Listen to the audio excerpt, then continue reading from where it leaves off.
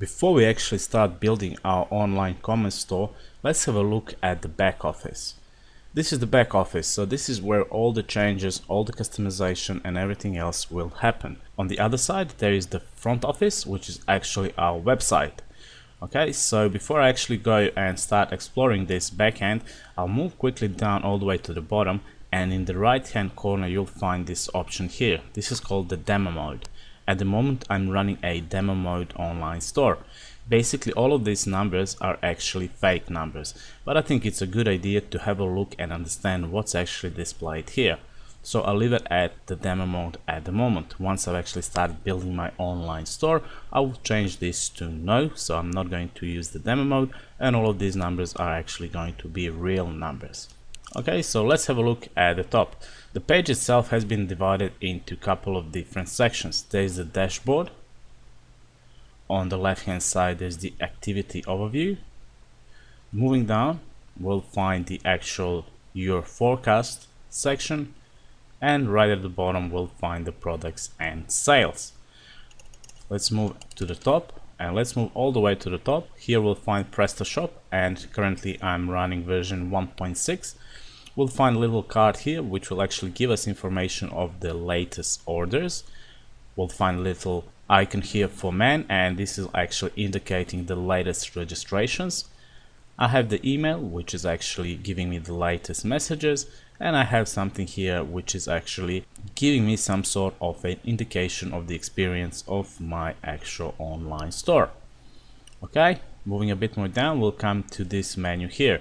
Basically we can select how we would like to display the data in the dashboard by using those options and links here. At the moment it's actually set to month 1. I can either choose day, which will give me today's date and all the activities in the dashboard. I can go for whole month, which will give me information about this particular month, and I can go for a year, which of course will give me information for the whole year. Okay, the information displayed here, let me go to month. The information displayed here is either sales, which is set by the default, so I have the numerical representation here, so this is the amount of the sales that I have made. I have number of orders that I have actually got, the average cart value, so in this case it was 123 euros. I have number of visitors, I have conversion rate, and I have the net profit. The conversion rate is actually how many visitors have visited your site compared to actual buying customers. Down here, like I've said, I actually have the graphical representation of this, and basically if you hover over the actual peak points or actual lower points, you will actually get some more information regarding that particular time. Okay, so if I hover over this particular peak point, which was on the 4th of May, I can see that my sales were 200%. If I hover over this bottom one, which will actually tell me that on this particular date the sales were 33%. If I hit on orders, this will actually change and give me the information about particular orders. So this is exactly the same as the sales, except now we are actually displaying the information about the orders. As you can have a look on the actual vertical axis, I have the percentage, and on the horizontal I'm going to have the dates. Now this is not going to change. The horizontal will always show you dates, as the actual information or the data here is actually given in days, so the period is in days. If I go to the cart value, this is the average cart value of my customers. I can see that, for example, on this particular time my cart value was a lot larger than what it is by average, so this time it was 149 euros. However, if I move all the way down here, I can see that at this particular time the actual average cart average was a lot less. You can always go and hit on visitors, and this will give you some information about the visitors. Once again, if you hover over any of those points, you will get some more information on that particular time. There's the conversion rate, and as I have already said, the conversion rate will give you the actual rate of how many customers are actually buying, how many visitors are actually your customers, so how many of them are buying something. The last option here will actually give you the net profit. Just down below you have the same links, so you can either use the links at the top, those boxes, or you can use this ones here. And actually what you can do here is, for example, if you would like to have sales versus any of these other options here. So now, for example, let's go with visitors, and then we'll compare visitors with the actual orders. And basically this will give you the information which is the conversion rate. So you can compare number of visitors and number of orders, and basically that rate will give you the conversion rate here. So there's a lot of information and a lot of different combinations which you can use here to display all sort of information. If you look right at the top, there is the configuration button which will allow you to configure how this is displayed, and there's actually the refresh button here as well. So basically this is the section to do with the dashboard. As you have seen, there's a lot of different ways in which you can compare some data and how you can actually show the data, and after that you can compare the data as well. If I move to the left hand side, I'll find the activity overview. Once again, there is the button to configure this, and there's the refresh button. Online visitors in the last 30 minutes I have 20, and active shopping carts I had 2 in the last 30 minutes. Currently pending information, number of orders, return exchanges, abandoned carts, and out of stock products. So this will give you a good information, especially this last one, about your online store. Then we'll have some notifications. We have number of new messages and product reviews. Then we actually have some information about customers and newsletters. Basically what happens is, for a person to purchase from your site, they will have to sign in and become a customer. Once they're actually signing in, or actually during the signing in and registration process, they'll be actually asked whether or not they would like to subscribe to your online newsletters. Basically, the first information is how many new customers you have, and the second information here is how many of those have actually signed for your newsletters. And then the last information will give you the total subscribers.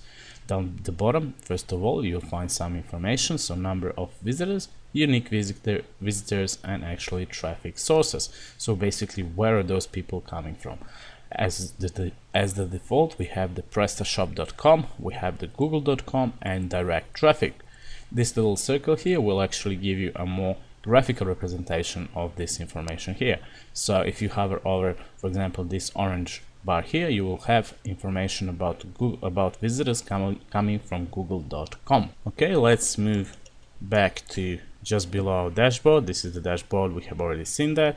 There is some actually advertising here you can have a look at, and you can actually follow this to install their plugins. But let's have a look now at your forecast. Once again, if you go all the way to the right, there is the configure button and there is the refresh button.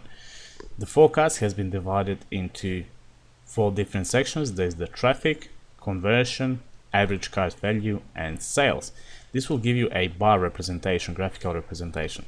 So for example, traffic, if we look for the February and we actually set some number of visitors that we forecasted, and this number was 3,300, but instead of this number we actually got 2,220 visitors. So basically we got 32.73% less of what we predicted. And if I hover over the top one, I actually get the number of those visitors that we actually thought we will get, but we didn't. So for the month of February, this was 1,080 visitors. So basically you would go and you would set up some sort of a forecast for number of people that are going to come to your online store, the conversion rate, the average cart value, and the sales. When you come to this graphical representation, you will actually have a look how good your forecast was, so how actually your forecast works. So as you can see, we have 2 different colors here in each bar, and we have this line here. Okay, so basically if we look for in the April, we can see that our traffic was actually bigger than what we thought it would be for this month. So for the month of April, we forecasted 3,900 visitors, but instead of these 3,900 visitors, we actually got 4,500 visitors, which is actually 15.46% more. Or if you hover over the top, this will actually give you the exact number. So this is 603 visitors more. This will actually give you a nice bar representation of what you expected and what the real values are. Like I said, for the traffic, for the conversion rate, for the average cart value, and for the sales. Okay, so let's move down now and let's move to the products and sales. This information here will actually show you your recent orders, your best sellers, your mostly viewed items, and your top searches. Once again, you can always go and change this by actually hitting on configure, or you can just refresh this if you think there is some new information. Recent orders will actually display the last 10 orders here. So basically you have the customer name, you have the products, so this is how many products that particular person has purchased, you have the total invoice, you have the date, and you have action here. And for all of these we can only view the details because this is a demo mode. In the details section, so I'll open the details, you'll find some information here regarding this particular order. So first of all, you have the date, the total amount, number of messages that you have exchanged with this person in this particular case, and number of products this person has actually bought. Here you'll find some information about this particular person. You'll find their address, their phone number, and valid orders placed, total spent since registration. Okay, on the left hand side you'll find information about this particular order. So this particular order has a unique code, and basically you can print the order. There's no invoice and no delivery slip. You'll find some status here. So at the moment we are awaiting the bank wire payment, and basically you can choose here whether or not it's been cancelled, delayed, and payment error and whatnot, or refund. Okay, once you actually selected that, you'll hit on status update, and that will update the status. Down below you'll find actually information about the shipping, and then there's some information about the payment. Okay, so once we actually start running a real online e-commerce, all of this information will become available and will actually be valid. So let me close that. The last thing I would like to discuss is actually located right at the bottom. So that's this bit here. Basically you can add more graphs and more data here. So if you hit on this link, this will actually take you to the PrestaShop's add-on page, which is right here. Here you'll find many different add-ons, and most of those are actually paid, but I do believe there are some free ones as well. So for example, if you would like to include a live chat, which is pro, which is responsive, you would actually purchase this particular plugin for almost 60 euros, and you would actually install it onto your online commerce. Okay, so it's a good thing that you understand all the information that's shown here, because this will give you a good idea of how your online e-commerce is actually doing. It will give you all sorts of information, and basically according to this information you can, if you need, you can actually go and make some changes and make your online e-commerce even better.